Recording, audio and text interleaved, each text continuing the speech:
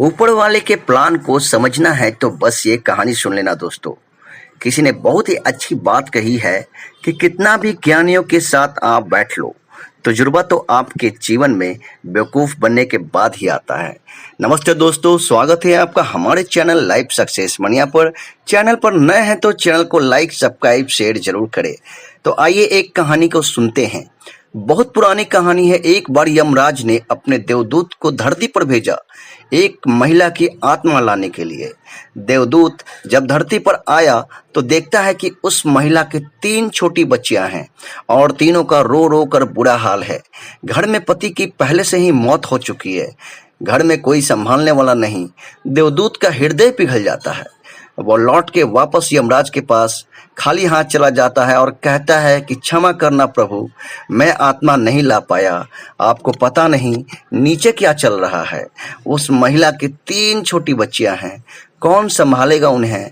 वह जो महिला है उसके घर में कोई भी नहीं बचा हुआ है। उन बच्चियों का ख्याल रखने वाला कोई नहीं है। मुझसे नहीं रहा गया। मैं तो कहता हूँ कि आप उसे थोड़ा और जीवन दान दे दो ताकि उसकी बच्चियां बड़ी हो जाए, उसके बाद आप उसे बुला लेना। यमराज क्रोधित हो जाते हैं। उन्होंने कहा कि अच्छा, मतलब तुम उससे बड़े हो गए हो, जो उससे ज्यादा समझदार हो गए हो, जो मृत्यु और जन्म निश्चित करता है। तुमने अपने जीवन का सबसे घोर पाप किया है। तुम्हें धरती पर जाना होगा और इस सजा को भोगना होगा। जब तक अपनी मूर्खता पर 3 बार ना हंस लो तब तक तुम वापस नहीं आ सकते। देवदूत को तो तब भी लग रहा था कि मैं सही हूं, लेकिन सजा मिल गई थी, भोगना तो था ही। वह अपना दंड भोगने के लिए देवदूत जो था इस देश में उसी धरती पर आ गिरा जहां से वह आत्मा लेने के लिए गया था। एक शहर में सड़क किनारे फटे हाल जो मनुष्य रूप में पड़ा हुआ था। गांव से एक जूता बनाने वाला कारीगर शहर में आया हुआ था अपने बच्चों के लिए गर्म कपड़े और कंबल ले जाने के लिए, क्योंकि सर्दियों के दिन थे। उसने देखा कि एक गरीब आदमी सड़क किनारे मुझसे भी गरीब फटे हाल पड़ा हुआ है, तो उसने सोचा कि यह जो गरीब उसके पहले मदद करते हैं। उसने उस देवदूत के लिए जो मनुष्य बन करके वहां पर पड़ा हुआ था उसके लिए गर्म कपड़े कंबल खरीदा और बातों बात में मालूम चला कि रहने के लिए जगह भी नहीं है, तो उससे कहा कि चल भाई, मेरे घर पर ही रह लेना। जब साथ लेकर जा रहा था तो कारीगर ने उसे समझाया कि भाई, मेरी पत्नी गुस्सा करेगी क्योंकि पैसे बहुत मुश्किल से मैंने जमा किए थे। हमारे बच्चों के लिए कपड़े लाना था, मैंने तुम्हारे लिए ले लिए। वह जो भी बोले सुन लेना। घर पहुंचा तो कारीगर की पत्नी ने गुस्सा करना शुरू किया। देवदूत को बहुत जोर से हंसी आई कि उसे समझ नहीं आ रहा था कि घर में कौन आ गया। देवदूत आ गया, पूरा घर जो दौलत से भर जाएगा, बहुत सारा धन होगा, ऐश्वर्य संपदा होगी। समझ ही नहीं पड़ रहा था। बस यह देख रही थी कि भाई मेरे बच्चों का कपड़े नहीं आया। वैसे भी इंसान ज्यादा दूर का कहाँ देख पाता है। तो कारीगर ने पूछा, भाई हंस क्यों रहे हो? तो उसने कहा, मैं अभी नहीं बताऊंगा, जब मैं 3 बार हंस लूं तो पूरी बात बताऊंगा। कारीगर के पत्नी ने थोड़ा गुस्सा किया, उसके बाद वह रहने लग गई। देवदूत जो था, कारीगर जो काम कर रहा था जूता बनाने का, देवदूत ने करना शुरू किया और इतना कमाल का काम करना शुरू किया कि पूरे देश में ख्याति फैल गई। यहाँ तक कि उस देश के सम्राट भी अपने जूते वहीं से बनवाने लगे। एक दिन सम्राट का आदमी आया और बहुत थोड़ा सा चमड़ा लेकर आया था उसके पास। उसने कहा कि बहुत कीमती चमड़ा है, इससे सम्राट के लिए जूते बनाने हैं। ध्यान रखना, जूते बनाने हैं, चप्पल नहीं बनानी, क्योंकि उस देश की प्रथा होती थी कि चप्पल तब पहनाई जाती थी जब इंसान की मृत्यु हो जाए। चप्पल पहनकर उसे मरघट तक ले जाते थे। उसने कहा, भाई ध्यान रखना, जूते बनाने हैं, चप्पल नहीं बनानी है, चमड़ा बहुत कम है, बहुत लिमिटेड है। देवदूत को तो सब पता था।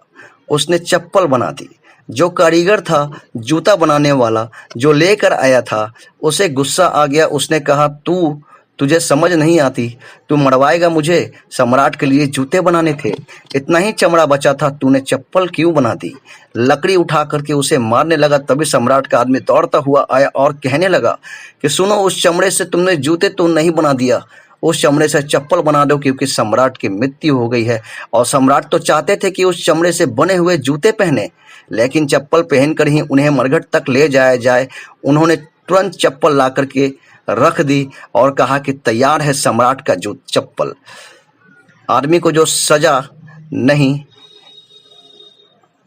आदमी को सूझा नहीं, फटाफट लेकर भाग गया। जो जूते बनाना कारीगर था वह देवदूत से कहने लगा कि भाई तुम्हें कैसे पता था कि था? तो यह देवदूत जोर से हंसने लगा। उसने कहा कि अभी कुछ मत पूछो, बाद में बताऊंगा। एक दिन और एक घटना घटी। 3 लड़कियां एक बूढ़ी महिला के साथ में इनको आते दिखाई दी और कही कि हमारी शादी होने जा रही है, हमें बढ़िया से जो है सैंडल बनवाने हैं। और ये देवदूत उसे पहचान जाता है कि वह वही 3 बच्चियां हैं जिनकी माँ की आत्मा लेने के लिए मैं आया था। धरती पर यह बूढ़ी महिला से पूछता है कि बच्चियां कौन हैं? तब बूढ़ी महिला बताती है कि हमारे पड़ोस में एक गरीब महिला रहा करती थी, उसके 3 बच्चियां थी, मेरे कोई संतान नहीं थे। उनकी माँ की बचपन में ही मृत्यु हो गई तो मैं इन तीनों बच्चों को पाल पोस कर बड़ा किया। उस दिन देवदूत को समझ में आया कि अगर मैं उस दिन उस महिला की आत्मा को लेकर के नहीं जाता, यहीं छोड़ देता, जो कि मेरे बाद किसी और ने किया और लेकर गए, लेकिन अगर वैसा नहीं होता वह महिला जीती और यह तीनों बच्चे गरीबी में पलटी। इन तीनों बच्चों का जो भाग्य था पहले से लिख दिया गया था। मैंने उसे किसी अमीर घर में पलना था, धन्य ऐश्वर्य संपदा के साथ पलना था।